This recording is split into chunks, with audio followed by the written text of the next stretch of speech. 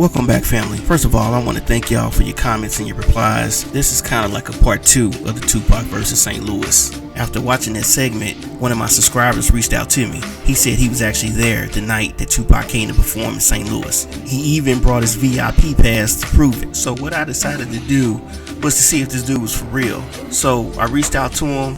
We chatted online and we decided to meet right in front of the club, or at least where it used to be. So I went to Google Maps and tried to zoom in to my hometown of St. Louis, and lo and behold, it was still there. I put it in 3D format just to make sure.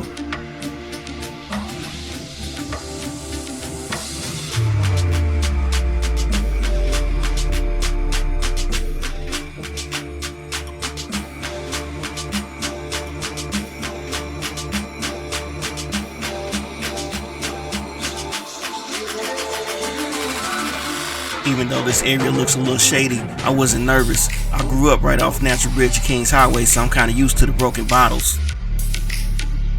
At this point, I'm just trying to find out, is the guy really gonna show up? Right when I was getting ready to leave, the guy showed up out of nowhere. I have to admit, I was happy he showed up. I'm excited to get his story.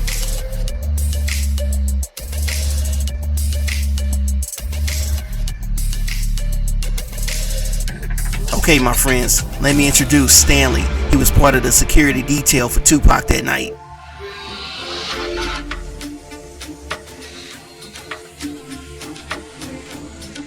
It was cool being out on the block in front of the club. We both had memories, so we chatted it up for a minute before we got started.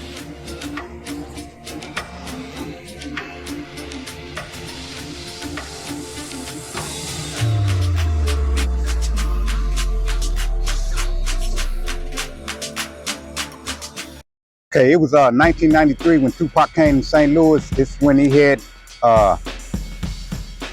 came out with the album or CD rather, Strictly for My Niggas. But anyway, when he came to St. Louis, he came to this club right behind me called The Vault, which was originally a bank. That's why it's named The Vault. It was crowded. The crowd was amped and hype waiting on Tupac. He was late, but you know most artists are.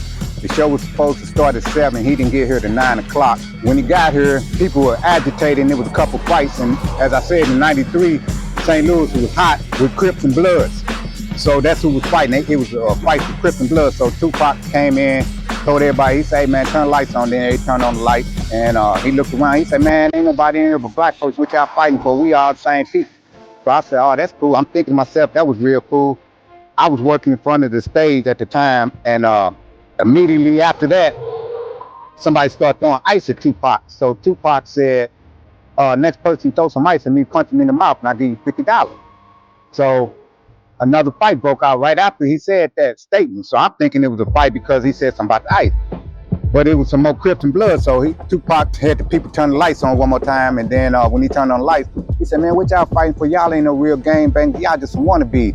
And you know, that was an insult to the Crips and Blood back in the days. You know, they was fighting for real and they was dying for real, so there wasn't no wannabe to that. All of a sudden, it got quiet. And I didn't know why it got quiet. I didn't want to turn my head because I'm watching the crowd. And all of a sudden, the crowd starts approaching the stage. So the guy next to me say, man, lock arms, lock arms. I said, no, I'm not locking no arms. I say, because if anybody reach over past the crowd and punch me, I'm punching back. I said, and if somebody try to jump the crowd, we're gonna have to be able to stop them. We're gonna need our hands. When I finally looked back, I realized Tupac was gone. My part of the deal was over because I'm not getting paid to watch the building or no equipment.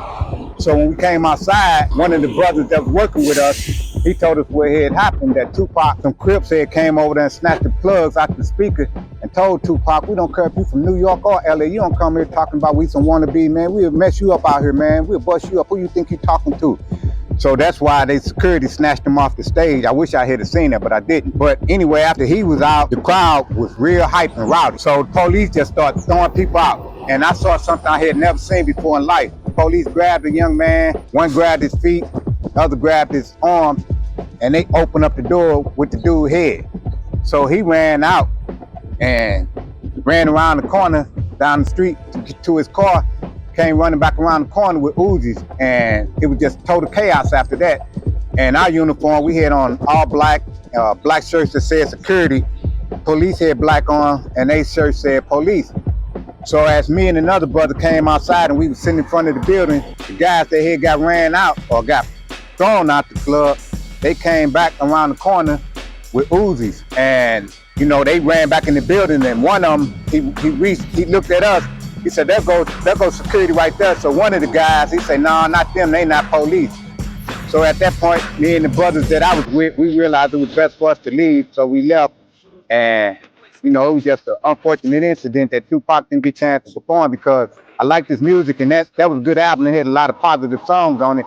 But he only got a chance to do maybe 2 minutes of I Get Around. And that's all we ever got out of Tupac in St. Louis. But Tupac had to respect St. Louis because he put St. Louis on his next album, Me Against the World, on track number 5, I believe, the track number 5 called Young Niggas. So that was my Tupac story.